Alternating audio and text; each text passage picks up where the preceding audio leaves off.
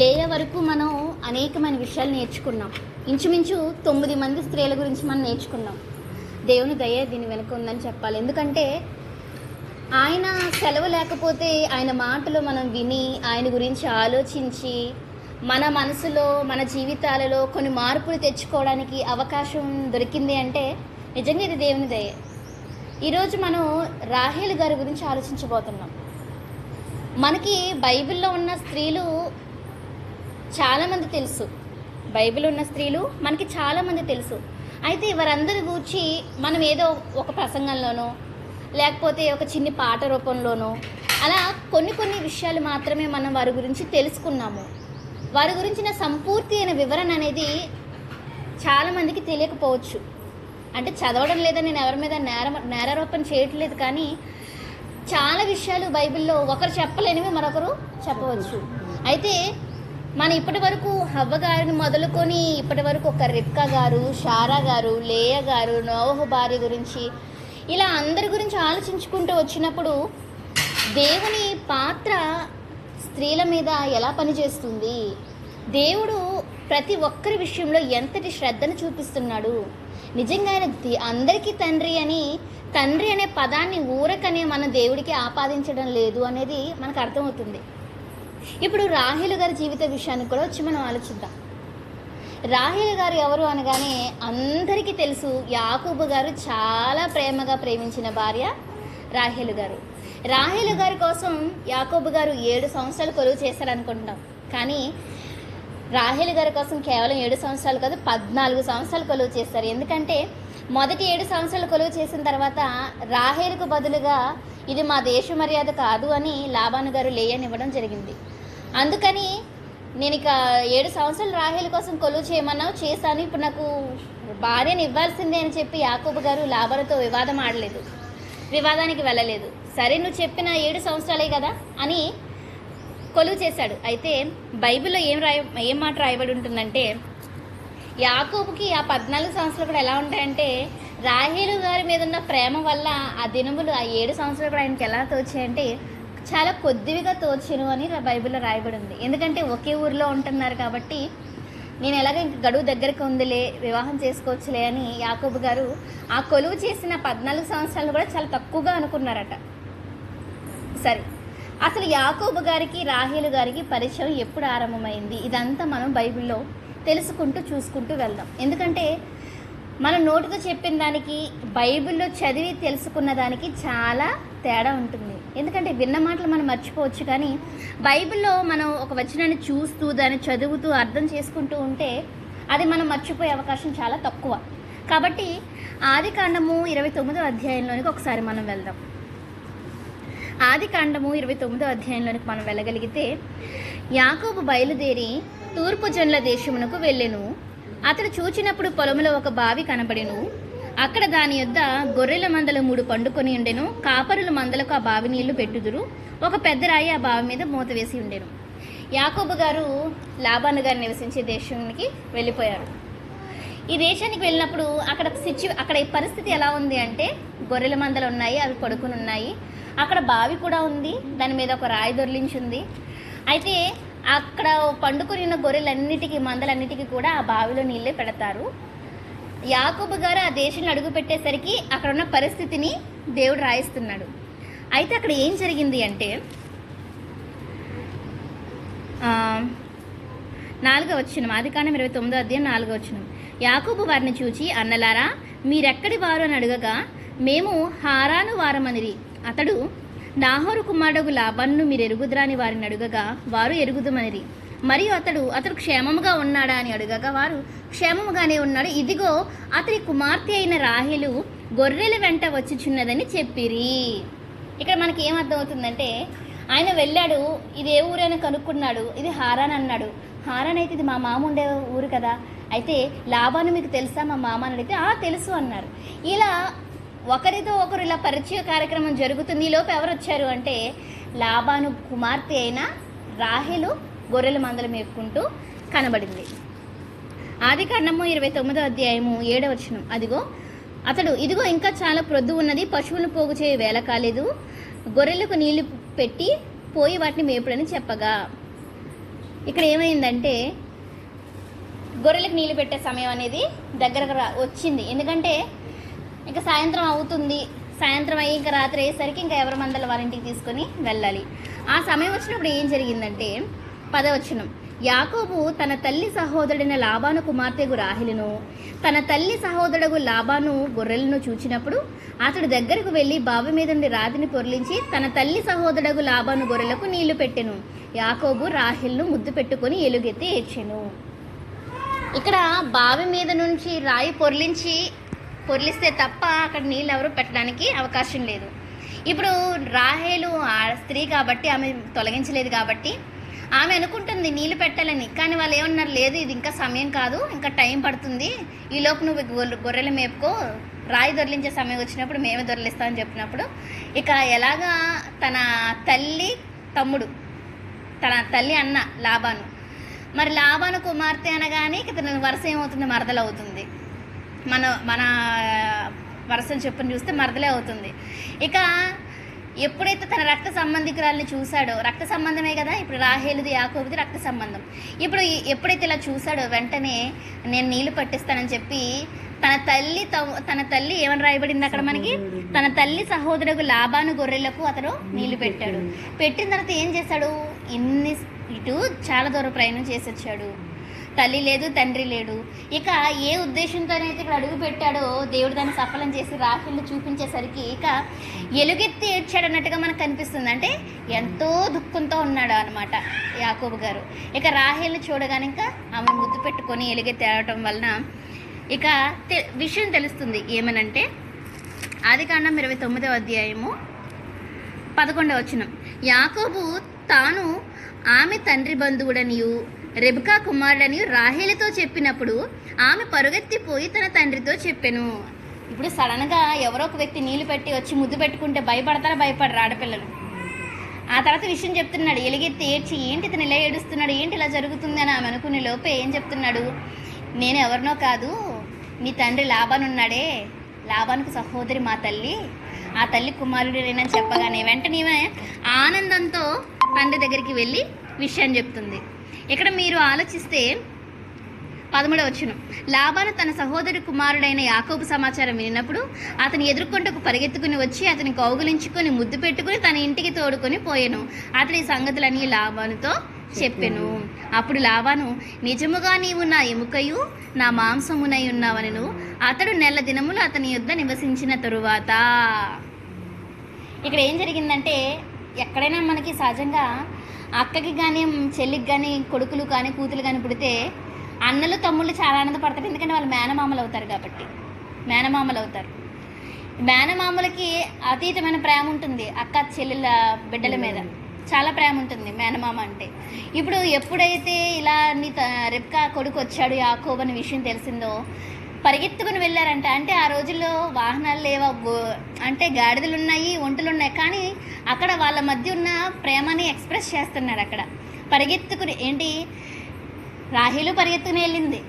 యాకోబు వచ్చాడనే విషయం తెలిసేసరికి మామ కూడా ఆరాటంతో ఎలా ఉన్నాడు, నాకు నా సహోదరి కుమారుడు, అసలు చూడలేదు కదా వీళ్ళు వేరే దేశంలో పుట్టారు. తన చెల్లి కూడా ఎప్పుడు వివాహం అయినప్పుడు వెళ్ళిపోయింది. దేవుడు అనుకూలపరిచాడని చెప్పి ఇక పరిగెత్తుకుని వెళ్ళి కౌగులించుకుని ముద్దు పెట్టుకొని, నువ్వెవరో కాదు, నా ఎముక నా మాంసం, అంటే నువ్వు నా రక్త సంబంధిని, నువ్వు నా రక్తం అని ప్రేమని తెలుపుతున్నాడు. ఇక్కడ రాహేలు పరిచయం అనేది యాకోబు గారితో ఎలా జరిగింది అనేది మనకు అర్థమైంది. ఎలా జరిగింది అంటే లాబాను మందల్ని మేపుతున్నప్పుడు జరిగింది. ఇక్కడ ఆలోచిస్తే రాహేలు గారి ఇంటిలో ఊరకనే కూర్చున్న స్త్రీ అయితే కాదు. గొర్రెల మందలు మేపాలంటే కొంచెం తెగింపు ఉండాలి. ఎందుకంటే అక్కడ ఉన్న పురుషులందరూ గొర్రెల కాపర్లు పురుషులు కనిపిస్తున్నారు. ఈమె ఒక స్త్రీగా ఉండి గొర్రెలు కాయడానికి మందలు మేపుతుందంటే నిజంగా ఆమె ఇంట్లో ఉండి ఊరకనే ఉండే స్త్రీ అయితే కాదు, ఆమె ఒక పని చేస్తూ ఉంది. దావీదు గొర్రెల కాపరి మనకు తెలుసు. గొర్రెల కాపర్లు అయిన వాళ్ళందరూ కూడా పనిలో ఉన్నారు, కాచుకునేవాళ్ళు. తన తండ్రికి సహాయం చేస్తుందని మనం అర్థం చేసుకోవాలి. అర్థమైందండి? ఇప్పుడు తల్లి తండ్రికి భారంగా లేదా ఇంట్లో ఉండి వంటలు చేసుకునేలా లేకుండా తన తండ్రికి సహాయకురాలుగా తన తండ్రి మందలే మేపుతుంది ఈమె. ఎందుకంటే ఒక పనుడు తగ్గినట్టే కదా. ఓకే, అంటే తండ్రికి సహాయం చేసే విధంగా రాహేలు కనిపిస్తుంది. ఇక యాకోబు రాహేలు చూసేసరికి ఆమె మందలు మేయటం నచ్చుతుంది కదండి. ఒక్కొక్క విషయంలో కొంతమంది ఏంటి ఇలా మందలు మేపుతున్నారు, ఒక ఆడ స్త్రీ అయి ఉండి అని అనిపిస్తుంటుంది. ఇప్పుడైతే మనకి ఇదంతా కామన్, ఆడవాళ్ళ గేదెలు మేపుకుంటూ ఉంటారు ఇదంతా. కానీ ఆ రోజు మందలు 2 గొర్రె పిల్లలు 3 గొర్రె పిల్లలు కాదు కదండి, మందలు మేపుతుంది ఆమె.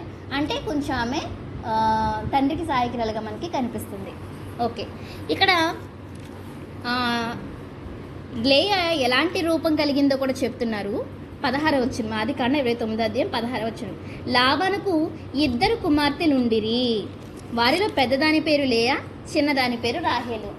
ఇక్కడ ఈ విషయం చదివితే మనకి ఏమర్థమవుతుందంటే రాహేలు గారు చిన్న కుమార్తె, రాహేలు గారు లాబానికి చిన్న కుమార్తె, లేయ పెద్ద కుమార్తె. ఈమె రూపానికి ఎలా ఉంటుంది అంటే 17వ వచనంలో రాహేలు రూపవతియు సుందరియునై ఉండెను, యాకోబు రాహేలును ప్రేమించి. అంటే చూడగానే కళ్ళకి ఎవరు నచ్చారంటే రాహేలు గారు నచ్చారు. ఇక ప్రేమించి నీ చిన్న కుమార్తె అయిన రాహేలు కోసం నీకు 7 సంవత్సరములు కొలువు చేసేదినా నేను. అంటే నువ్వు నాకు నీ కుమార్తెని ఇవ్వాలి, అయితే నీ కుమార్తె నాకు ఇవ్వడానికి 7 సంవత్సరాలు నేను నీకు కొలువు చేస్తానని చెప్పారు. అంటే 7 సంవత్సరాలు కొలువు చేసిన తర్వాత ఏం జరిగిందో మన లేయా గారి గురించి చదువుకున్న భాగంలో మనకి అర్థమైంది. రాహేలు లాబానికి చిన్న కుమార్తె, తండ్రి గొర్రె మందలు కాస్తుంది ఆమె. ఇక ఇంకేం చేస్తుంది అంటే తన కోసమే యాకోబు దూరం నుంచి వచ్చాడు, వివాహం చేసుకోవడానికి వచ్చాడు, నా కోసమే 7 సంవత్సరాలు కొలువు చేయడానికి సిద్ధపడ్డాడని తెలిసిన రాహేలు కూడా యాకోబు గారిని ఇష్టపడడం జరిగింది. అయితే కొలువు కాలం పూర్తయిన తర్వాత, అంటే కొలువు చేస్తానన్నాడు కదా, ఈ కొలువు కాలం అనగా 7 సంవత్సరాలు పూర్తయిన తర్వాత రాహేలు గారికి అన్యాయం జరిగిందని చెప్పాలి. తండ్రి ఏం చెప్పాడు బహిరంగంగా? రాహేలు కోసమే అని చెప్పాడు. యాకోబు గారు కూడా రాహేలు గారి కోసమే కొలువు చేశారు. ఇప్పుడు వారిద్దరు మీద ఎవరు ఆశ పెట్టుకుని ఉన్నారంటే నా తండ్రి యాకోబు గారికి ఇచ్చి పెళ్లి చేయిస్తాడు, ఇంకా గడువు దగ్గర అయిపోయిందని ఎన్ని ఆశలు పెట్టుకుని ఉంటారు రాహేలు గారు. కానీ అలాంటి సమయంలో తన స్థానంలో తన అక్కని ఇచ్చేసారంటే మరి ఆమె ఏం చేయాలి? నిజంగా ఒకరిని మనం ప్రేమించినప్పుడు వారికి మనం కాకుండా ఇంకెవరైనా పెళ్లి చేసేస్తే అప్పుడప్పుడు కూడా ఏమంటుంటారంటే ఇంట్లో ఇదిగో నీకు ఇతని ఇచ్చి చేస్తాను ఇంట్లో ముందే చెప్పేస్తుంటారు. కానీ చిన్నప్పటి నుంచి ఇదిగో మీ బావ ఇతనే నీ భర్త అని చెప్పి మాటలు చెప్పడం, వాళ్ళు పెద్ద ఉద్యోగాలు చేసుకునేసరికి ఇంకెవరినో ప్రేమించి పెళ్లి చేసుకోవటం, లేదా వారి మధ్య గొడవలు వచ్చి వివాహం చేసుకోవడం వల్ల ఆడవాళ్ళ మనసులో ఏమవుతాయి, చివుక్కు మన గాయపడుతూ ఉంటాయి. చిన్నప్పటి నుంచి వారి మనసులో అది నాటుకుపోయింది, దాన్ని తీయటం కష్టం. ఇక్కడ 7 సంవత్సరాల నుంచి ఒకే వ్యక్తిని ప్రేమిస్తుంది రాహేలు. అంటే 7 సంవత్సరాలు అంటే చాలా ఎక్కువ కాలమే కదా. 7 సంవత్సరాల నుంచి ప్రేమిస్తూ ఒక్కసారిగా తనను భారీగా ఇవ్వకుండా విందు చేయించి యాకోబు దగ్గరికి నేనే వెళ్తానని ఆమె ఆశపడుతున్నప్పుడు తనను పంపించకుండా వేరొక స్త్రీని తన కాబోయే భర్త దగ్గరికి పంపిస్తే ఎంత నలిగిపోతుంది. పైగా మరొక 7 సంవత్సరాలు యాకోబు దగ్గరికి చేరే అవకాశం ఆమెకు లేదు. అంటే ప్రేమిస్తుంది, మళ్ళీ నీ కోసం నేను కొలువు చేస్తానని చెప్పొచ్చు, కానీ 7 సంవత్సరాలు 14 సంవత్సరాలు ఒకే వ్యక్తిని ప్రేమిస్తూ అతని కోసమే ఎదురు చూస్తుందంటే ఈమె నిరీక్షణ గొప్పది. ఏమో లాబాను మొదటిసారి మోసం చేశాడు, ఇప్పుడు కూడా మోసం చేస్తే అప్పుడు పరిస్థితి ఏమైందో మనకు తెలియదు. కానీ నిజంగా 14 సంవత్సరాలు నిరీక్షించింది యాకోబు గారి కోసం. అంటే యాకోబు గారు మంచి ప్రేమికుడే, రాహేలు గారు కూడా మంచి ప్రేమికురాలు. అయితే లేయ అన్యాయం చేయబడింది, కానీ ఈమె పక్షాన ఆలోచించగలిగితే మనం ప్రేమించింది ఈమెను, పెళ్లి చేస్తారని చెప్పింది ఈమెను, మరి పెళ్లి చేసింది ఈమెకు చేయలేదు కదా, ఈమె అన్యాయం చేయబడింది కదా, చేయబడింది. కానీ ఓర్చుకుంది రాహేలు. ఎందుకంటే తండ్రికి ఈ రోజుల్లో ఉన్న వాళ్ళైతే ఎదురు తిరిగే వాళ్ళేమో, కానీ ఆ రోజుల్లో రాహేలు గారు అయితే ఎదురు తిరగలేదు. తండ్రి చెప్పిన మాటకే లోబడి 14 సంవత్సరాలు ఓపిక పట్టింది. ఇక సమయం వచ్చిన తర్వాత యాకోబుకి రాహేల్ని అప్పగించాడు లాబాను గారు. అయితే లాబాను గారు రాహేల్ని అప్పచెప్పినప్పుడు ఏం జరిగిందో మనం చూద్దాం. ఆదికాండము 29వ అధ్యాయము 28వ వచనం. యాకోబు అలాగు చేసి ఆమె వారము సంపూర్తి అయిన తరువాత అతడు తన కుమార్తె అయిన రాహేల్ను అతనికి భార్యగా ఇచ్చెను.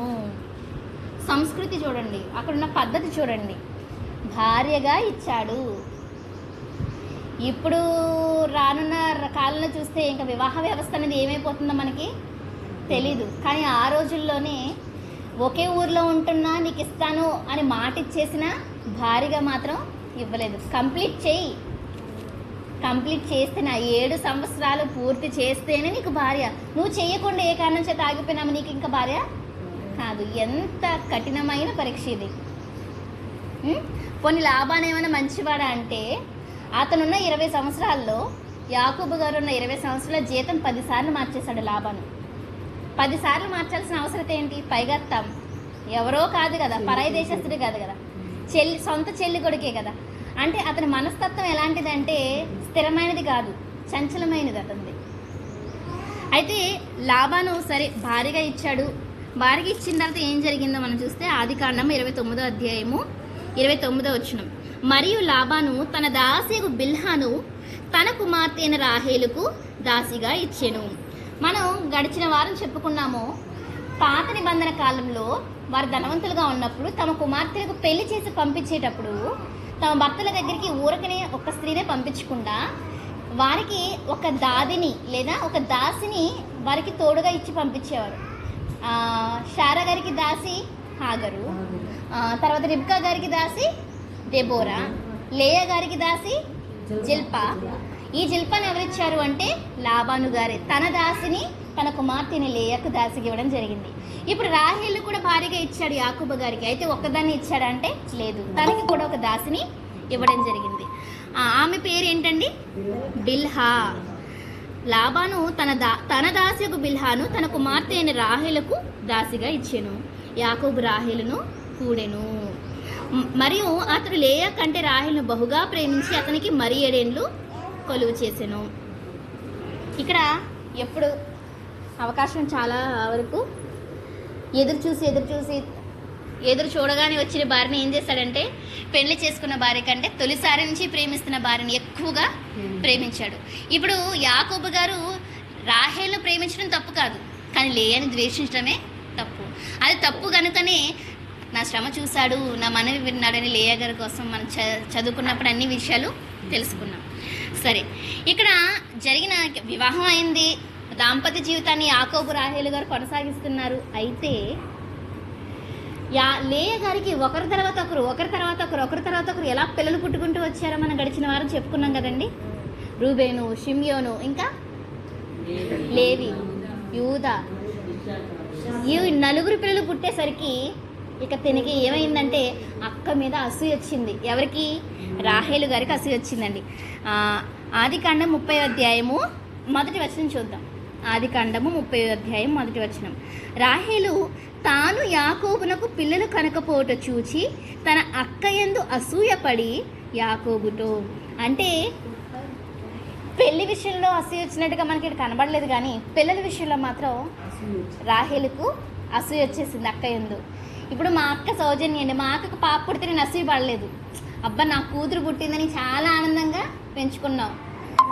ఇక్కడ విషయం తేడా ఎక్కడ జరిగిందంటే ఒకే భర్తకి 2 భార్యలు అవ్వటం వలన తను ఒకరి తర్వాత ఒకరు పిల్లలు కంటూనే ఉంది, తిన మాత్రం కనకట్లేదు. ఇక ఈమె ఎలా మాట్లాడుతుంది అంటే యాకోబుతో, నాకు గర్భఫలమిమ్ము, లేని ఎడలి నేను చచ్చెదను. మాటలు ఎలా మారిపోయాయి అంటే ఇక అసూయతో వచ్చే మాటలు ఆరోగ్యకరమైన మాటలు వస్తాయా? అసూయ అనేది ఎప్పుడైతే మనిషిలో ప్రవేశించిందో వాళ్ళ మాటలు, వాళ్ళ చూపులు, వాళ్ళ చేష్టలు, వాళ్ళ క్రియలన్నీ కూడా విరుద్ధమైనవిగా, మంచివిగా ఉండవు, విరుద్ధమైనవిగానే ఉంటాయి. ఇక్కడ ఏమంటుంది? నాకు గర్భఫలం ఇవ్వు లేకపోతే నేను చచ్చిపోతానంటుంది. అసలు గర్భఫలం ఇచ్చేది పురుషుడా అంటే ఇక్కడ మనకి ఏమర్థం అవ్వాలి? రాహేలు గారికి దేవుని మీద పెద్దగా నమ్మకం లేదు. ఎందుకంటే లేయా గారు ప్రతి విషయాన్ని దేవునితో సంభాషించుకోవటం, ప్రతి విషయంలో దేవుని చూసుకోవడం మనకు తెలిసింది. కానీ ఇక్కడ గర్భఫలం విషయంలో ఎవరిని అడుగుతుంది? ఈవిడ, నువ్వు నాకు గర్భఫలమి లేకపోతే నేను చచ్చిపోతాను. అప్పుడు వెంటనే యాకోబు గారు ఏమన్నారండి? 2వ వచనం, ఆదికాండం 30వ అధ్యాయం 2వ వచనం. యాకోబు కోపము రాహేలు మీద రగులు కొనగా, కోపం రావటం వేరు, మండిపడ్డం వేరు. కోపము రగులు కొనగానంటే మామూలుగా కోపపడలేదు ఆయన. నేను చచ్చిపోతావా? నేను ప్రేమించి 14 సంవత్సరాలు కొలువు చేసి నేను చంపుకోవడానిక? ఇంతేనా? పిల్లలు ఎక్కితే చచ్చిపోతావా? చాలామంది ఆత్మహత్యలు కూడా చేసుకుంటారు తెలుసండి. నేను పిల్లలు కనట్లేదు, నాకు ఎందుకు ఈ బ్రతుకు, పైగా సూటిపోటు మాటలు అత్తగారు కానీ ఊర్లో వాళ్ళు కానీ అందరూ గొడ్రాలు అయితే ఎలా మాట్లాడతారు, ఎటువంటి శుభకార్యాలకి పిలవరు, ఎంత అవమానం. అయితే ఇప్పుడు ఏమంటుంది, అక్క మీద అసూయపడి నాకు ఇవ్వు అంటుంది. ఇక ఈయన కోపం రగులుకొని మంచి మాట అన్నారు యాకోబు గారు. నిజంగా భక్తిపరుడు కాబట్టి ఈ మాట అనగలిగాడు. నేను నీకు గర్భఫలం ఇయ్యకపోయినా దేవునికి ప్రతిగానున్నానా? నీకు గర్భఫలం ఇయ్యకపోయిన దేవునికి ప్రతిగా ఉన్నానా? గర్భఫలం ఎవరు ఇవ్వాలి? దేవుడు ఇవ్వాలి. నీకు గర్భఫలం ఇవ్వలేదంటే నీకు ఎవరు ఇవ్వలేదు అనుకుంటున్నావు? నీకు గర్భఫలం ఇవ్వకపోయిన దేవునికి ప్రతిగా అంటే నీ గర్భఫలం ఇవ్వలేదు దేవుడు, ఆయనకు ప్రతిగా నేను ఉన్నానా ఏంటి? ఆయన ఇవ్వకపోతే నేను ఇవ్వటానికి నన్ను గర్భఫలం ఇవ్వమని అడుగుతున్నావు. మీకు అర్థమైందా? నాకు గర్భఫలం ఇమ్ము, లేని నేను చచ్చేదను అంటుందంటే ఈమె దృష్టిలో గర్భఫలం ఇచ్చేది ఎవరు? మనిషి, యాకోబు. కానీ యాకోబు గారు ఏమంటున్నారు, దేవుడు ఇవ్వాలి గర్భఫలం. గర్భఫలం ఇవ్వలేనిది ఎవరు తెలుసా నీకు? నీకు గర్భఫలం ఇవ్వకపోయినా దేవునికి, ఆయనే ఇవ్వలేదు, ఆ దేవుడికి ప్రతిగా నేను ఇవ్వాలా? నేను ఉన్నాను అనుకుంటున్నావు, దేవుడు ఇవ్వకపోతే నేను ఇస్తాను అనుకుంటున్నావా? ఆయనకు ప్రతిగా నేను ఇస్తానా? ఆయనకు ప్రతిగా ఇవ్వడానికి నేను సమర్థుడను కాను, ఆయనకు ప్రతిగా నేను ఉండలేను. ఎందుకంటే గర్భఫలము యెహోవా ఇచ్చు బహుమానం. ఈ విషయం ఎవరికి అర్థమైంది? లేయా గారికి అర్థమైంది. దేవుణ్ణి నమ్ముకుంది, దేవుణ్ణి వేడుకుంది. ఈ విషయం యాకోబు గారికి కూడా తెలుసు. అందుకే యాకోబు గారు లేయా దగ్గరికి వెళ్తున్నారంటే గర్భఫలం వస్తుందంటే దేవుడు ఉన్నాడు, గర్భఫలం వస్తుందంటే దేవుడు ఉన్నాడని కాబట్టే కదా రూబేన్ తర్వాత షిమ్యోను, షిమ్యోను తర్వాత లేవి, లేవి తర్వాత యూదా ఇలా పుట్టుకొస్తున్నారంటే యాకోబు గారికి అర్థమైంది కదా. అందుకే కదా నా పెనిమిటి నన్ను ప్రేమించును కదా, నన్ను హత్తుకొను కదా అంటుందంటే ఏంటి? ఇటు విషయం యాకోబు గారికి దేవుడు అర్థం చేస్తున్నాడు, లేయా గారికి అర్థం చేస్తున్నాడు. మధ్యలో అసూయ ప్రారంభమైంది రాహేలు గారికి. ఆ రాహేలు గారికి అసూయ ప్రారంభమై దేవుని వేడుకుంటే పర్వాలేదు, కానీ ఎవరిని అడుగుతుంది? భర్తను అడుగుతుంది. ఇక గట్టి వార్నింగ్ ఇచ్చేసరికి రాహేలు గారు ట్రాక్లో పడ్డారు. అప్పుడు అర్థమైంది గర్భఫలం దేవుడిచ్చేది, మనుషులు ఇచ్చేది కాదు. అంటే వీళ్ళకి ఏంటంటే ఆ రోజుల్లో పెద్ద చదువు కూడా లేదు, కానీ వీళ్ళు ఏంటంటే పెళ్లి చేసుకుంటే పిల్లలు పుడతారు అదే అనుకుంటున్నారు. కానీ పెళ్లి చేసుకున్న ప్రతి ఒక్కరికి పిల్లలు కలుగురు. దేవుని అనుగ్రహం వలనే, దేవుడు ప్రేమించిస్తేనే గర్భఫలం అనేది మనిషికి వస్తుంది. ఇక ఈవిడ ఏం చేసింది? సరే నేను దేవునికి ప్రతిగా ఉన్నాను అనేసరికి ఈవిడ ఏం చేసిందో తెలుసా అండి? 3వ వచనం, అందుకు ఆమె, నా దాసిని బిల్హా ఉన్నది కదా, ఆమెతో పొమ్ము, ఆమె నా కొరకు పిల్లలు కన్ను, అలాగున ఆమె వల్ల నాకు పిల్లలు కలుగుదురని చెప్పాను. ఈవిడ ఏం చేసిందంటే, సరే నాకైతే పుట్టట్లేదు, నాకు రాలేదు కదా, సరే నా భార్య బిల్హాన్ని తీసుకెళ్ళిపో, ఆమెకు పిల్లలు పుడతారు కదా, ఆమె నాకు పిల్లలు అయిపోతారు. నాకు కూడా ఎవరి పిల్లలు అంటే నా దాసి పిల్లలు నా పిల్లలే. ఎందుకంటే పూర్తి అధికారం హక్కు ఎవరికి ఉంటుందంటే యజమానులకి. మీకు దాసత్వం గురించి ఒక స్పెషల్ లెసన్ ఎప్పుడైనా చెప్తాను నేను. అందులో దాసుడి భార్య కూడా ఎవరికి సొంతం అవుతుందంటే యజమాని సొంతమే అవుతుంది. ఇది ఎప్పుడైనా మీకు చెప్తాను, లేదంటే ఒక పని చేస్తాను. సత్యాసక్తి గల స్త్రీలు గ్రూప్లో క్రీస్తు తోడి దాసులు ఎవరైనా పాఠం ఒకసారి నేను ఎప్పుడో పెళ్లి కాకముందు చెప్పాను. ఆ పాఠం వినండి. దాసుల గురించి అంటే పూర్తిగా మీకు అర్థమవుతుంది. మర్చిపోక నేను పంపిస్తాను, ఎవరైనా గుర్తు చేయండి. ఇప్పుడు ఈమె పిల్లలు నాకు పిల్లలు అవుతారని నా ఊరికనే అనలేదు. ఎందుకంటే దాసులు ఎవరైతే ఉన్నారో ఆ కాలంలో వారికి కలిగినదంతా వాళ్ళదే అవుతుంది, యజమానులదే అవుతుంది. ఇప్పుడు బిల్హాకి యజమానురాలు ఎవరు? రాహేలు గారు. ఇప్పుడు బిల్హాకు పిల్లలు పుడితే ఆ పిల్లలు బిల్హా పిల్లలు కారు, రాహేలుకే పిల్లలు అవుతారు. అది చట్టం ఆ రోజుల్లో, దాసులకున్న చట్టం. సరే 6వ వచనం 5వ వచనం, బిల్హా గర్భవతి యాకోబునకు కుమారుని కనెను. అప్పుడు రాహేలు, దేవుడు నాకు తీర్పు తీర్చిను, ఆయన నా మొరను విని నాకు కుమారుని దయచేసిన అనుకుని అతనికి దాను అని పేరు పెట్టెను. రాహేలు దాసిన బిల్హా తిరిగి గర్భవతి యాకోబునకు 2వ కుమారుని కనును. అప్పుడు రాహేలు దేవుని కృప విషయమై నా అక్కతో పోరాడి గెలిచితననుకొని అతనికి నఫ్తాలి అని పేరు పెట్టెను. నిజంగా ఇక్కడ ఈ ఆలోచన ఎందుకో నాకు మంచిగా అనిపించలేదు. అక్కతో పోరాడి గెలవటం ఏంటి? ఏమైనా యుద్ధానికి వచ్చిందా? ఏమైనా గొడవలు పెట్టిందా? తన వరకు తను కామ్గా ఉండి తన పిల్లలు కనుక్కుంటుంది. ఒక్క పిల్లలు పుడితేనే ఇంట్లో మనకు తీరుగుండదు, వాళ్ళతోనే సరిపోతుంది. ఇక్కడ ఎంతమంది పిల్లలు? అప్పటికే ఆమెకి 4 పిల్లలు పుట్టేశారు అప్పటికే. అప్పుడు తర్వాత కాను పుడిగిపోయింది ఆమెకి. నాకు పిల్లలు పుట్టట్లేదని ఈవిడ అనుకుంటుంది. అంటే నా అక్కతో పోరాడి గెలిచాను కాబట్టి నేను నఫ్తాలి అని పేరు పెట్టింది. దేవుడు నాకు తీర్పు తీర్చాడు, నా మొర విన్నాడని చెప్పి అంతకుముందు పుట్టిన వాడికి ఏం పేరు పెట్టింది? దాను. ఈ దాను అనేది పేరు. దాను కానీ నఫ్తాలి కానీ రాహేలు కడుపును పుట్టిన పిల్లలు కాదు. రాహేలు దాసి అయిన బిల్హాకు పుట్టిన పిల్లలు. దాసుల పేర్లు బాగా గుర్తుపెట్టుకోవాలి మీరు. రాహేలు దాసి అయిన బిల్హాకు పుట్టిన పిల్లలే దాను, నఫ్తాలి. ఇక ఏం జరిగిందో చూద్దాం. మొన్న గోధుమల కోతకాలంలో పుత్రదత్త వృక్ష ఫలాల గురించి లేయ గారికి రాహేలు గారికి మాట అనడం జరిగింది కదండి. నువ్వు నాకు ఇవి అంటే నా భర్తను తీసుకున్నావు చాలని లేయ గారు అనడం. అప్పుడు కోపంతో మండిపడి రాహేలు గారు ఒక మాట పలుకుతారండి. చూద్దాం.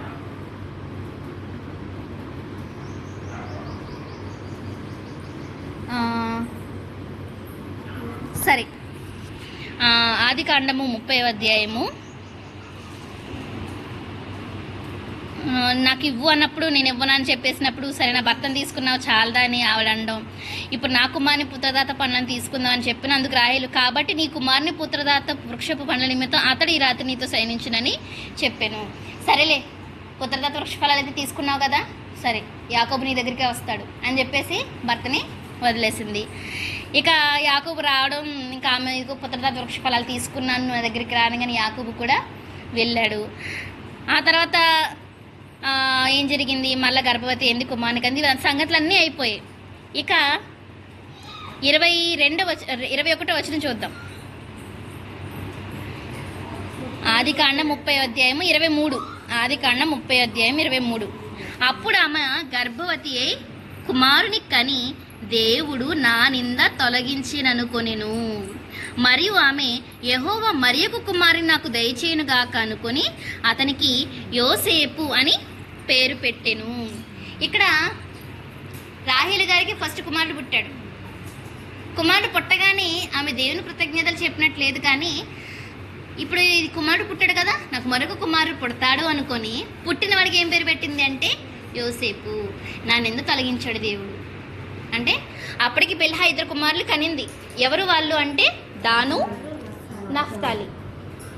ఏ సందర్భంలో పెట్టింది కూడా మనం తెలుసుకున్నాం. ఒకటి, దేవుడు నా మొర విన్నాడు అని చెప్పి నా దానుని పేరు పెట్టింది. నేను అక్కతో పోరాడి గెలిచాను అనుకుని నఫ్తాలి అని పేరు పెట్టింది. ఇక కాలం గడిచిన తర్వాత చాలా కాలానికి దేవుడే ఏమన్నాడు, ఆదికాండం 30వ అధ్యాయము 22. రాహేలును జ్ఞాపకము చేసుకొని ఆమె మనవి విని, అంటే ఇప్పుడు మనవి చేయడం మొదలుపెట్టింది అనమాట దేవునికి. మనవి విని అంటే మనవి చేస్తేనే కదా దేవుడు వినేది.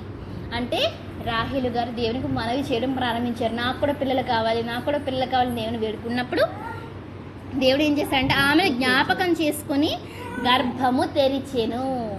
అప్పటి వరకు ఏమైందనమాట, గర్భము తెరిచానండి. అప్పటి వరకు మూయబడింది. అప్పటి వరకు గర్భం తెరవలేదా? తెరవలేదు. అంటే దేవుడు కూడా మనిషికి ఏం పెడుతున్నాడు, పరీక్షలు పెడుతున్నాడు. అలాగని రాహేలు గారు ఏమైనా శాంతి పరురాల, సహనశీల అనుకుంటే ఆమె కొంచెం చిన్నది కాబట్టి కొంచెం గయ్యాలని కనిపిస్తుంది మనకి. గయ్యాలి అంటే నేను తప్పుగా అనడం లేదు, కానీ చిన్నవాళ్ళు కొంచెం మొండిగా గడుసుగా ఉంటారంటారు. ఇప్పుడు రాహేలు గారు చిన్నది కదా ఇంట్లో. ఈ చిన్నదవటం వలన యాకోబు గారి మీద మండిపడటం, నేను అక్కతో పోరాడి గెలిచానని కూడా ఆమె మెంటాలిటీ, ఆమె మనస్తత్వం అనేది కొంచెం లేయ గారికి పూర్తిగా విభిన్నంగా ఆపోజిట్గా కనిపిస్తుంది మనకి లేయ గారితో పోలిస్తే. సరే, దేవుడైతే ఆమె మనవి విన్నాడు, గర్భాన్ని తెచ్చాడు, ఒక మంచి మనుషుడిని పుట్టించాడు, ఆయనే యోసేపు. ఇక ఇక్కడ యోసేపు గారు పుట్టారు కదండి. ఇక్కడ మీరు చాలా జాగ్రత్తగా వినాలి. ఇప్పటి వరకు మనం లేయా రాహేలు ఇద్దరు మాత్రమే లాబానికి కుమార్తెలని మనం చదువుకున్నాం. అయితే మనం తెలుసుకోవాల్సిన విషయం ఏంటంటే లాబానుకు కేవలం కూతురులే కాదు కొడుకులు కూడా ఉన్నారు, కానీ వాళ్ళ పేర్లు అనేవి బైబిల్లో మనకి లేవు. మళ్ళీ చెప్తున్నానండి, మనం లేయ రాహేల కోసం ఆలోచిస్తున్నాం కాబట్టి లాబాను గారు కేవలం ఆడపిల్లను మాత్రమే కన్నాడు అనడానికి లేదు. ఎందుకంటే లాబాను గారికి కొడుకులు కూడా ఉన్నారు. ఈ విషయాన్ని మనం గుర్తుపెట్టుకోవాలి. లాబాను గారికి కుమారులు పుట్టారు అని మనం ఎలా చెప్పగలమంటే ఆదికాండం 31వ అధ్యాయము 1వ వచనం. ఆదికాండము 31వ అధ్యాయము 1వ వచనం. లాబాను కుమారులు మన తండ్రికి కలిగినది యావత్తు యాకోబు తీసుకొని మన తండ్రికి కలిగిన దానివల్ల ఈ యావదాస్తి సంపాదించునని చెప్పుకున్న మాటలు యాకోబు వినెను. ఈ సందర్భం చేత మనకి ఏమర్థం కావాలి? లేయా రాహేలే కాదు, కొడుకులు కూడా లాబానుకున్నారు.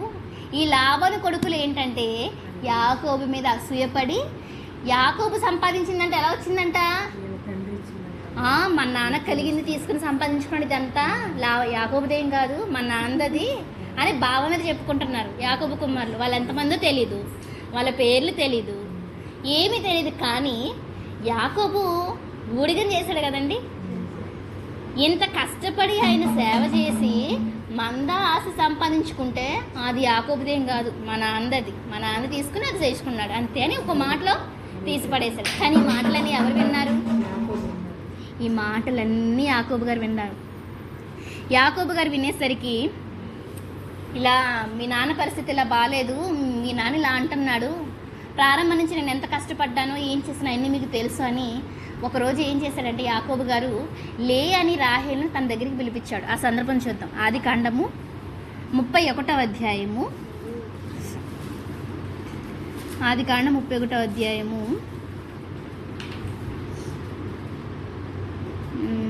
4వ వచనం.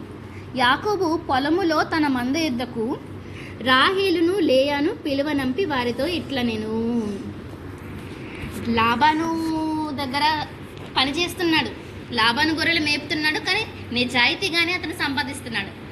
కానీ లాబాను మొహం ఏమైంది? నిన్న మొన్న ఉన్నట్టు అతని మొహం లేదు. ఎందుకంటే నా దగ్గర పని చేసినోడు నాకంటే గొప్పడైపోతున్నాడని అసూయ. మా నాన్న దగ్గర పని చేసినోడు ఏంటి ఇంత ఆస్తి సంపాదించేసుకుంటున్నాడు అనుకున్నాడు తప్ప, సంపాదించింది ఎవరికి పెడుతున్నాడో యాకోబు? తన సహోదరులకే కదా. లేయ రాహేలు సొంత చెల్లెళ్ళు, సొంత అక్కలు అయ్యి ఉండొచ్చు, మనకు తెలియదు. అక్కలో చెల్లెళ్ళో మనకు తెలియదు. కానీ తోడ పుట్టిన వాళ్ళకే కదా పెడుతుంది. పోనీ ఇప్పుడు లేయాకి రాహేలుకు పుట్టిన వాళ్ళకి ఏమవుతారు? లాబాను కుమారులకి మామే కదా అవుతారు. అంటే సొంత రక్త సంబంధులకు పెడుతున్న ఓర్చుకోరని స్థితిలో లాబాను కుమారులు లాబాను ఉన్నాడు. ఇక్కడ ఏం చెప్తున్నాడు అంటే 5వ వచనం, మీ తండ్రి కటాక్షము నిన్న మొన్న నా మీద ఉన్నట్లు ఇప్పుడు నా మీద ఉండలేదని నాకు కనబడుచున్నది. అయితే నా తండ్రి యొక్క దేవుడు నాకు తోడై ఉన్నాడు. ఇంకా మీ తండ్రికి నా యావత్ శక్తితో కొలువు చేస్తుందని మీకు తెలిసి ఉన్నది. మీ తండ్రి నన్ను మోసపుచ్చి 10 మార్లు నా జీతము మార్చెను, అయినను దేవుడు అతని నాకు హాని చేయనీయలేదు. ఇక్కడ చూడండి, దేవుని గురించి చెప్తున్నాడు. మన విషయంలో ఇలా జరిగింది కదా, దేవుడే ఉన్నాడు. భార్యలు ఇద్దరిని కూర్చోబెట్టి, మీ నాన్న ఇలా చేశాడు, 10 సార్లు జీతం మార్చేశాడు, ఇదన్నాడు, మళ్ళీ అది కాదు ఇదన్నాడు, ఒకసారి 2 సార్లు 20 సంవత్సరాల్లో 10 సార్లు జీతం మార్చాడంటే మీ నాన్న ఎలా ఉన్నాడు ఆలోచించండి. నిజంగా నా తండ్రి దేవుడు ఎవరు? యెహోవా. ఆయన నాకు తోడుగా ఉన్నాడు కాబట్టే మీ నాన్న ఎన్ని చేసినా ఏ హాని నాకు కలుగనివ్వలేదు దేవుడు. ఆ దేవుడు నాకు చూపించాడు. మీకు తెలుసు కదా, కొడలు గల గొర్రెలు నీవని దేవదూత కనిపించి అతనికి చెప్పడం, లాభానికి చేస్తున్న అన్యాయం అంతా నేను చూశానని దేవుడు యాకోబు గారితో మాట్లాడటం, ఇవన్నీ మనకు తెలుసు. అంటే ఇక్కడ లేయ గారికి రాహేల్ గారికి పడుతుందండి. మామూలుగా చెప్పాలంటే ఒకే భర్తను కలిగి ఉన్న 2 స్త్రీలు ఒక చోట కూర్చొని అతను చెప్పిన మాటలు వింటూ మళ్ళీ వాళ్ళిద్దరు తగాదలకు వెళ్ళటం లేదు. కానీ వాళ్ళు ఏంటంటే తన భర్త విషయంలో వాళ్ళ నాన్నే అన్యాయం చేశాడని వాళ్ళు గ్రహించి, మా నాన్నలా చేశాడు కాబట్టి నువ్వేది చెప్తే మేము అదే చేస్తాం. మళ్ళీ అక్కడ లేయా రాహేల్ ఏమి అక్కడ తగాదా పడినట్టుగా మనకి కనిపించట్లేదు. పిల్లల విషయంలో నాకు లేదు అనుకున్నారే తప్ప రాహేల్ నాకు లేదనుకుంది. అక్క మీద అసూయ ఎందుకు పడింది? నాకు పిల్లలు పుట్టట్లేదు, అక్క మీద అందుకని అసూయ పడింది. అంతేగాని వెళ్ళి జుట్టు పట్టుకుని పీక్కోవటం, ఒకరినొకరు మాట్లాడుకోవడం, ద్వేషించడం ఇలాంటివి జరగలేదు.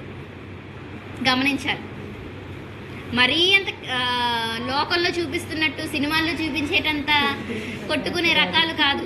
లేయ గారు రాహేల్ గారు సంస్కృతి సంప్రదాయం కలిగిన వాళ్ళే, మంచి వాళ్ళే. అయితే ఎప్పుడైతే తన భర్త ఇలా కూర్చోబెట్టి, ఇదిగో దేవుడు ఇలా తోడే ఉన్నాడు కాబట్టి ఇలా జరిగింది, దేవుడు లేకపోతే ఇలా జరిగి ఉండేది అని ఎప్పుడైతే చెప్పారో, సరే అని చెప్పి ఇక సరే నువ్వేం చెబితే మేము అదే చేస్తామని ఇక వాళ్ళు బయలుదేరారు, తండ్రి ఇంటికి బయలుదేరారు. అయితే బయలుదేరుతున్న మన విషయాన్ని యాకోబు గారు లాబానికి చెప్పలేదు. ఇలా నీ కూతుర్ని నీకు మన వల్ల నేను తీసుకుని వెళ్ళిపోతున్నాను, నాకు అన్యాయం చేసి నీతో నాకు పని లేదని చెప్పి చెప్పకుండా, ఒక్క మాట కూడా చెప్పకుండా యాకోబు గారు ఏం చేశారంటే లేయాని, రాహేలుని, జిల్పా, బిల్హా అందరినీ కూడా తన ఒక్క మాట కూడా చెప్పకుండా తీసుకెళ్ళిపోయాడు. అయితే యాకోబు గారు వెళ్ళిపోయిన 3 రోజుల తర్వాత కానీ లాబాను గారికి విషయం తెలియలేదు. ఇలా చెప్పకపోవడం వల్ల ఏమైందంటే యాకోబు గారు లాబాన్ని మోసం చేసినట్టుగా అయిపోయాడు. ఎందుకంటే ఇన్ని సంవత్సరాలు అక్కడ ఉండి ఒక్క మాట కూడా మా అమ్మకు చెప్పకుండా కూతుర్ని మనవల్ని ఒక్కసారిగా తీసుకెళ్ళిపోయాడు కదా, మరి అది మోసం కాదా? మోసమే. అతను ఎన్ని చేసినా చెప్పాల్సిన బాధ్యత ఉంది. అలా చెప్పకుండా యాకోబు గారు తీసుకెళ్ళిపోయారు. యాకోబు గారు చెప్పిన మాటకి తలోంచి లేయా గారు, రాహేలు గారు, జిల్పా, బిల్హా వీళ్ళు నలుగురు కూడా తమ పిల్లల్ని, మందల్ని అన్నిటిని తీసుకొని బయలుదేరిపోయారు. ఎందుకు వీళ్ళు ఎక్కడికి బయలుదేరారు అనుకుంటున్నారు? ఇస్సాకు దగ్గరికి, కనాను దేశానికి. ఈ కనాను దేశానికి వెళ్ళాలన్న ఆలోచన యాకోబు గారిది కాదు. దేవుడే కనబడి, నువ్వు నాకు ఒక చోట నూనె పోసి స్తంభం నిలబెట్టి ప్రార్థన చేశావు కదా, నువ్వు అక్కడికి రా, నీ తండ్రి దేశానికి నేను నిన్ను తీసుకెళ్తాను, నేను నీకు తోడుగా ఉంటాను, అబ్రహాము ఇస్సాకులకు ఇచ్చిన దేశాన్ని నీకు ఇస్తాను, లేక నీ మందల్ని, భార్యని, పిల్లల్ని తీసుకొని పద అనేసరికి దేవుడు ఇలా చెప్పారు నాకు, మీరు పదండి అనగానే లేయా, రాహేలు పిల్లల్ని తీసుకొని బయలుదేరాడు. ఏమండి, బయలుదేరినప్పుడు ఏమైందంటే ఒక విషయం జరిగింది. ఇది రాహేలు గారి జీవితంలో చెరగని మచ్చ అనే చెప్పాలి. ఏం జరిగిందో చూద్దాం. ఆదికాండము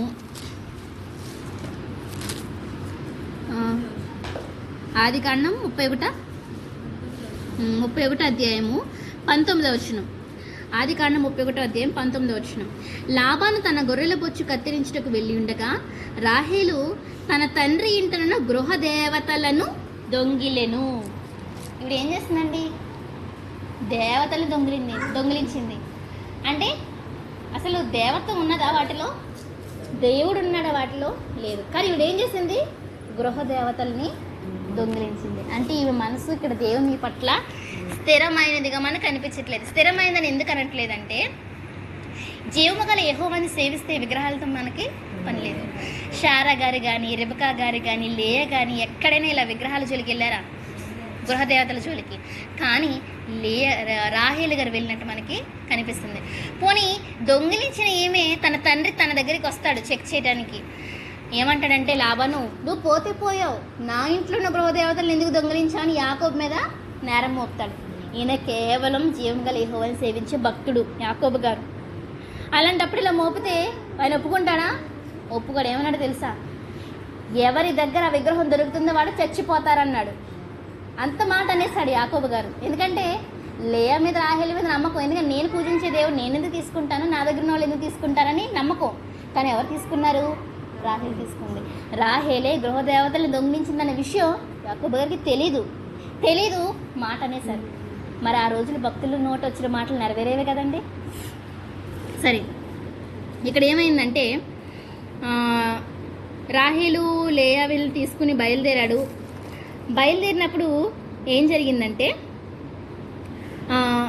ఒక్కొక్కరిని ఆయన ఎలా పంపించాడంటే, ముందేమో జిల్పా పిల్లలు, బిల్హా పిల్లలు, వెనక లేయ పిల్లల్ని, లాస్ట్లో రాహేలు పిల్లల్ని. ఎందుకు ఇలా ఒకరి తర్వాత ఒకరిని, ఒక భార్య తర్వాత ఒకరిని ఎందుకు పెట్టుకున్నాడంటే, ముందుగా యాసవ్ తనను చంపబోతున్నాడు.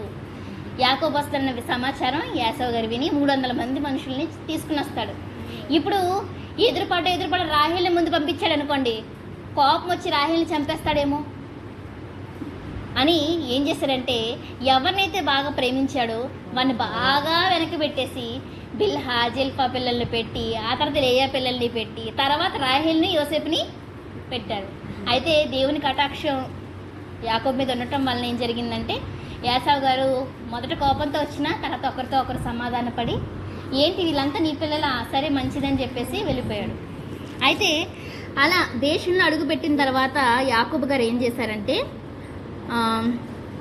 పద్దన్రాములో నుండి వచ్చిన తర్వాత కనాను దేశానికి వచ్చారు. ఎందుకంటే ఎక్కడి నుంచి వచ్చాడు ఇతను ఇంతకీ? పద్దన్రాములో కదా లాబాను కుమారులు లేయా, రాహేలు ఉండేవారు. ఎప్పుడైతే ఈ సిచ్యువేషన్, ఈ పరిస్థితులన్నీ జరిగాయో, ఇక ఆదికాండము 33వ అధ్యాయము 18వ వచనం. ఆదికాండం 33వ అధ్యాయం 18వ వచనం. అట్లు యాకోబు పద్దన్రాముల నుండి వచ్చిన తర్వాత కనాను దేశంలో ఉన్న షెకెము అను ఊరికి సురక్షితముగా వచ్చి ఆ ఊరి ముందర గుడారములు వేసెను. ఇక్కడ షెకెము అనే ప్రాంతానికి వచ్చేసారు. ఎవరు? యాకోబు, రాహేలు వీళ్ళంతా. అంటే పద్దనరాములో నుంచి అబ్రహాము, ఇస్సాకులు ఒకనాడు నివసించిన కనాన్ దేశానికి వచ్చేసారు. ఈ కనాన్ దేశానికి వచ్చేసరికి ఏం జరిగిందంటే, కొద్ది కాలం గడిచిన తర్వాత రాహేలు గారు మరలా గర్భవతి అవుతారు. అయితే మనకి బైబిల్ చరిత్రలో గర్భవతులైన స్త్రీలు చాలామంది ఉన్నారు, గొడ్రాలైన స్త్రీలు చాలా ఉన్నారు. కానీ బైబిల్లో ఒకే ఒక్క స్త్రీ ప్రసవ వేదన పడుతూ చనిపోయినట్టుగా మనకు కనిపిస్తుంది. ఆమె రాహేలు. మీకు అర్థమైందండి? ఎంతోమంది పిల్లల్ని కన్నారు, ఎంతోమంది పిల్లలు లేక గొడ్రాలుగా ఉన్నారు. కానీ రాహేలు గారి విషయానికి మనం వస్తే, ఆమె 2వ కుమారుణ్ణి గర్భంలో ధరించినప్పుడు ప్రసవ వేదన పడుతూ ప్రసవించి చనిపోయింది ఆమె. ఒకసారి ఆ సందర్భాన్ని మనం చూసుకుందాం. ఆదికాండము 35వ అధ్యాయము, ఆదికాండం 35వ అధ్యాయము 16వ వచనం. ఇప్పుడు వీరు ఒక చోటకు వచ్చారు కదండి. ఒక చోటకు వచ్చిన తర్వాత వీళ్ళు ఇంకా ప్రయాణం చేస్తూ ఉన్నారు. ఎందుకంటే దేవుడు కొంచెం ముందుకెళ్ళిన తర్వాత, ఇదిగో నువ్వు నాకు అక్కడ బలిపీఠం కట్టు అని చెప్పగానే మళ్ళీ ఆ చోటికి యాకోబు గారు వెళ్ళిన తర్వాత ఏం చెప్తారంటే, ఇదిగో దేవుడు నన్ను ఒక బలిపీఠాన్ని కట్టమన్నాడు అని మొత్తం తన దగ్గర ఉన్న వాళ్ళందరినీ పిలిచి చెప్తాడండి. అలా పిలిచినప్పుడు యాకోబు గారు ఒక మంచి మాట అంటారు. ఏంటంటే, ఆదికాండం 35వ అధ్యాయము 2-3 వచనాలు. ఆదికాండం 35వ అధ్యాయము 2-3 వచనాలు. యాకోబు తన ఇంటి వారితోనూ తన యొద్దనున్న వారందరితోనూ, మీ యొద్దనున్న అన్య దేవతలను పారవేసి మిమ్మును మీరు శుచిపరుచుకొని మీ వస్త్రములను మార్చుకునుడి. మనము లేచి బేతెలకు వెళ్ళుదుము. నా శ్రమ దినమున నాకు ఉత్తరం ఇచ్చి నేను వెళ్ళిన మార్గమున నాకు తోడై ఉండిన దేవునికి బలిపీఠం అక్కడ కట్టెదనని చెప్పెను. వారు తమ యొద్దనున్న అన్య దేవతలన్నిటినీ తమ చెవులున్న పోగులను యాకోబునకు అప్పగింపగా, యాకోబు షెకెము దగ్గరనున్న మస్తకి వృక్షము క్రింద వాటిని దాచిపెట్టెను. ఇక్కడ ఏమైందండి? రాహేలు దొంగిలించింది కదా గృహదేవతల్ని, తన తండ్రి గృహదేవతల్ని దొంగిలించిన తర్వాత వాళ్ళ నాన్న చెక్ చేయడానికి వస్తే, నాన్నగారు నేను కడగా ఉన్నాను, నేను లేవలేను. ఎందుకు ఎక్కడ దాచింది? ఒంటెలో ఉన్న సామాగ్రిలో దాచింది. వచ్చేసరికి తండ్రి వస్తే లేచి నిలబడి చెక్ చేయండి అని అడగాలి. కానీ ఆవిడ ఎలా ఉంది? బహిష్టు, అంటే పీరియడ్లో ఉన్నాను నేను లేవలేను అని చెప్పేసరికి వాళ్ళ నాన్న కూడా చెక్ చేయకుండా వదిలేస్తాడు. కానీ అది నిజమా అబద్ధమా అంటే అబద్ధం. ఆమె ఆ గృహదేవత బొమ్మ ఎక్కడ దొరికిపోతుందా అని ఆమె ఏం చేసింది? నేను కడగా ఉన్నానని చెప్పడం వల్ల వెతకుండా వెళ్ళిపోయాడు. కానీ ఆ గృహదేవత ఎవరి దగ్గర ఉంది? రాహేలు గారి దగ్గరే ఉంది. ఇప్పుడు యాకోబు గారు ఏం చెప్తున్నారు? మీ ఎవరి దగ్గరైనా గృహదేవతలు ఏమైనా ఉంటే, అన్య దేవతల విగ్రహాలు ఉంటే వాటిని తీసి పడేయండి. ఎందుకంటే నేను నమ్మిన దేవుడే మీకు దేవుడుగా ఉండాలి. నేను నమ్మిన దేవుడు నాకు బలిపీఠం కట్టమని చెప్పాడు. కాబట్టి మీరు ఎలా ఉండాలి? ఈ దేవతల బొమ్మలు అవి పెట్టుకుని మీరు అపవిత్రంగా ఉండకూడదు అని చెప్పినప్పుడు యాకోబు గారి మాటకి లోబడి అందరూ ఇచ్చారు. అందులో రాహేలు గారు ఉన్నారని నేను నమ్ముతున్నాను. ఎందుకంటే ఇచ్చేమని చెప్పాడు కదా భర్తగా. ఇక్కడ ఏం చెప్పాడు? మీరందరూ మీ దగ్గర ఉన్నవన్నీ తీసేసేయండి, వెళ్దామన్నప్పుడు వారు తమ ఇద్దరున్న అన్య దేవతలన్నిటినీ ఇచ్చేశారు. అంటే రాహేలు కూడా ఇచ్చేసి ఉండాలి ఏమండి, విగ్రహాలను ఇచ్చేశారు. ఇక వాళ్ళు బేతేలు దేవుడు కట్టమన్నాడని చెప్తాడు కదా. 14 వచనం, ఆదికాండం 35:14. ఆయన తనతో మాట్లాడిన చోటున యాకోబు ఒక స్తంభము అనగా రాతి స్తంభమును కట్టించి దాని మీద పానార్పణము చేసి నూనె దాని మీద పోసెను. తనతో దేవుడు మాట్లాడిన చోటికి యాకోబు బేతేలు అని పేరు పెట్టెను. వారు బేతేలు నుండి ప్రయాణమైపోయిరి. ఇక బలిపీఠం కట్టమన్నాడు. యాకోబు పిల్లలందరినీ తీసుకుని వెళ్ళాడు. యాకోబు తీసుకుని వెళ్ళి అక్కడ బలిపీఠం కట్టి ఇంకొచ్చేస్తున్నారు. ప్రయాణం అయ్యారు. మళ్ళా ప్రయాణం అయ్యేసరికి 16 వచనం, ఎఫ్రాతాకు వెళ్ళు మార్గములో మరికొంత దూరము ఉన్నప్పుడు, అంటే గర్భవతిగా ఉందాం, అప్పటికే గర్భవతిగా ఉన్నా నా దేవుడు నన్ను కట్టమన్నాడు, నువ్వు కూడా రావాలని రాహేలు తీసుకెళ్ళాడు. ఇక్కడ మనకు అది అర్థం కావాలి. ఇప్పుడు వీళ్ళందరూ ప్రయాణం అయ్యారు కదండి బేతేలికి వీళ్ళందరూ ప్రయాణం అయ్యారు. పైకి ఈవెన ఎవరు? నిండు గర్భిణి, అంటే 9 నెలలు వచ్చాయనే కదా నిండు గర్భిణి అంటారు. ఇప్పుడు దేవుడు చెప్పినట్టే ఆయన ఏం చేశాడు? బేతేలుకి వచ్చి ఆ బేతేలు దగ్గర బలిపీఠం కట్టి ఇంకా తిరిగి వెళ్తున్నప్పుడు ఎఫ్రాతా అనే ఊరుంది. ఎఫ్రాతా ఈ ఎఫ్రాతా అనే ఊరికి దగ్గరలో ఆ ఎఫ్రాతాకు వెళ్ళు మార్గంలో మరికొంత దూరం ఇంక ఎఫ్రాతాకి వెళ్తారనుకున్నప్పుడు కొంచెం దూరం వెళ్ళేసరికి ఏమైంది, రాహేలు ప్రసవించుచు ప్రసవ వేదనతో ప్రయాసపడెను. అంటే ఇక్కడ యాకోబు గారి మనస్తత్వం మనకి ఏమర్థం కావాలంటే, నీకు నెలలు నిండాయి కదా నువ్వు ఉండిపో మేము వెళ్ళొచ్చేస్తాం అనలేదు. నీకు నెలలు నిండినా నా దేవుడు చెప్పాడు నువ్వు రా అన్నాడు. చాలామంది నిండు నెలలు అయితే మీరు ప్రయాణం చేయకూడదంటే నిజమే, మంచిదే, నిండు నెలలో ఎప్పుడు ప్రసవం అవుతుందో తెలియదు కాబట్టి వెళ్ళొద్దు, ఇది మీకు మంచిది కాదని అంటారు. కానీ ఇక్కడ యాకోబు గారు ఎవరికి ఎక్కువ స్థానాన్ని ఇచ్చారు అంటే దేవుడికి ఇచ్చారు. అందుకే 9 నెలలున్నా నిండు గర్భిణితో ఉన్నా వెళ్దామని తీసుకెళ్ళాడు. పైగా రోజులు గాడిదలు కదండి వెళ్ళేవారు, వాళ్ళు గాడిదలు ఒంటెల మీద ప్రయాణం చేసేవాళ్ళు. అంటే రాహేలు ప్రియాతి ప్రియమైన భార్య, అప్పటికే 4 ఉన్నారు, లేయా, రాహేలు, జిల్పా, బిల్హా. అయినప్పటికీ నువ్వు గర్భవతిగా ఉన్నావు, నువ్వు దూరంగా ఉండని చెప్పకుండా నువ్వు కూడా రాని తీసుకెళ్ళాడు. కానీ ఎఫ్రాతాకి కొంచెం దూరం ఉందనగానే ఆవిడ ప్రసవేదన పడింది.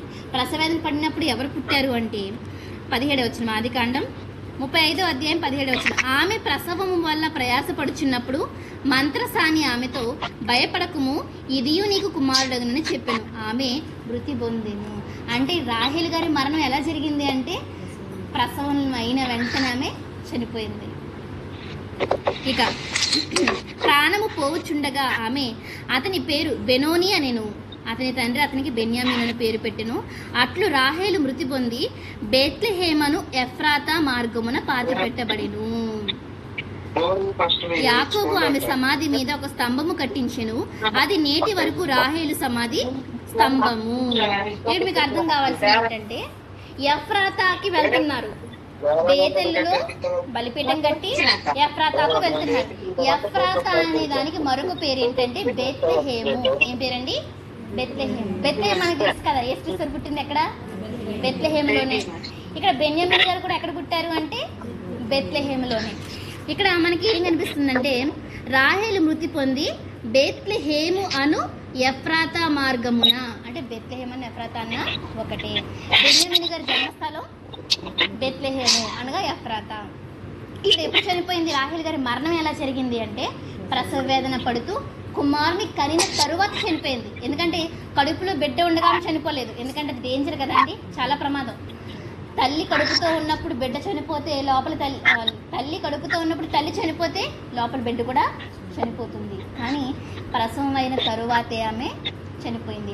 అలా ప్రాణం పోతుంది, ఇక తన ఒంటిలో నుండి దేహంలోంచి ప్రాణం పోతుంది. ఆ సమయంలో ఆవిడ ఏమని పిలిచింది? బెనోని అని పిలిచింది. అంటే నా దుఃఖపుత్రుడా అని అర్థం. బెనోని అంటే దుఃఖపుత్రుడు. మనకి ఫుట్ నోట్లో ఉంటుంది చూడండి, 3 అని నెంబర్ ఉండి నా దుఃఖపుత్రుడు అంటే ఇక తను చనిపోతుందని తనకు అర్థమైపోయింది. ఎందుకంటే నార్మల్ డెలివరీ పడిన వాళ్ళకి, అంటే నొప్పులు పడి ప్రసవాలను పడిన వాళ్ళకి ఆ సమయం ఎలా ఉంటుందో తెలుసు. ఇక కుమారుడని చెప్పింది, కానీ ఆమెకు సంతోషం ఉందా? ఎందుకంటే కన్న బిడ్డను చూసుకొని ఎత్తుకొని పాలిచ్చే ఆ అవకాశం ఆమెకు లేకుండా పోయింది. ఇంకా అందుకే ఏమందామే తన కడుపును పుట్టిన వాడిని బెనోని నా దుఃఖపుత్రుడా అంది. అయితే బెనోని అని పిలిచి చనిపోయింది. కానీ ఆ పేరుని యాకోబు గారు ఎలా మార్చారంటే అతని తండ్రి అతనికి బెన్యామీను అని పేరు పెట్టెను. ఆ పేరే బెనోని అన్న పేరునే బెన్యామీనుగా మార్చాడు. మరి బెన్యామీన్ అంటే ఏంటి అర్థం అంటే 4 నెంబర్ వేసి కింద కనిపిస్తుంది చూడండి, కుడి చేతి పుత్రుడు. కుడి చేతి పుత్రుడు అంటే బలం అని. కుడి చేయి అనగానే ఎప్పుడు మనం దేనికి సింబాలిక్గా చెప్తాం? సింబాలిక్గా అంటే కుడి అనగానే ఆదరణ, కుడి అనగానే బలం. దక్షిణ హస్తం అంటారు కదా దేవుని గురించి కూడా. యెహోవా తన కుడి చేయి చాచి యెహోవా తన దక్షిణ హస్త చేత ఈ కార్యములు చేస్తున్నా అంటే అది బలం అని. ఇప్పుడు బెన్యామీను పుట్టగానే ఇతను ఏం పేరు పెట్టాడు? ఇతడు నా కుడి చేతి పుత్రుడు అని బెన్యామీను అని పేరు పెట్టాడు. ఇక రాహేల్ గారు చనిపోయారు కదండి. రాహేల్ గారు చనిపోయిన తర్వాత ఆమెను ఎక్కడ సమాధి చేశారు అంటే అబ్రహాము, లేయా, రిబకా, ఇస్సాకు, షారా వీళ్ళు సమాధి చేయబడిన చోట ఈమెను చేయలేదు. ఎందుకంటే ఇవిడ ఎక్కడ మరణించింది? కనాను దేశంలో మరణించలేదు, మార్గంలో అంటే బెత్లెహేము దగ్గర ఎఫ్రాతాలో మరణించింది. కాబట్టి ఈమెను అక్కడే సమాధి చేసినట్టుగా. అలా సమాధి చేసిన తర్వాత యాకోబు గారు ఏం చేశారంటే ఒక స్తంభాన్ని అక్కడ పెట్టారు, స్తంభాన్ని కట్టించారు. ఆ స్తంభాన్ని కట్టించి దానికి పేరు పెట్టారు రాహేలు సమాధి స్తంభము అని. అది భవిష్యత్తులో మనకి బైబిల్లో కనిపిస్తుంది. ఇంకా ఏం పేరు పెట్టారండి? రాహేల్. ఆదికాండం 35వ అధ్యాయం 20వ వచనం, యాకోబు ఆమె సమాధి మీద ఒక స్తంభము కట్టించెను, అది నేటి వరకు రాహేలు సమాధి స్తంభము. ఇది ఎక్కడుందండి? బెత్లెహేములో ఉంది, ఎఫ్రాతా దగ్గర. ఈ రాహేలు సమాధి స్తంభం గురించి మనకి ఇంకో చోట ఎక్కడ కనిపిస్తుందంటే, సౌలు గారు మనకు తెలుసు కదా, ఇశ్రాయేలుని పరిపాలించిన తొలి రాజు సౌలు గారికి సమూయేలు గారు చెప్తారు, నువ్వు గాడిదల కోసం వెతుక్కుంటూ వెళ్తున్నావు కదా, ఆ మనుషులు నీకు రాహేలు సమాధి దగ్గర కనిపిస్తారని రాహేలు సమాధి గురించి అక్కడ మాట్లాడడం జరుగుతుంది. ఓకే, ఇప్పుడు రాహేలు గారు చనిపోయారు, ఆమె సమాధి చేయబడింది. ఎక్కడితో ఆమె హిస్టరీ అయిపోయిందా అంటే లేదండి. ఆమె చనిపోయిన తర్వాత కూడా ఆమె గురించి బైబిల్లో రాయబడింది. ఎలా రాయబడింది చెప్పుకుందామా? లేదంటే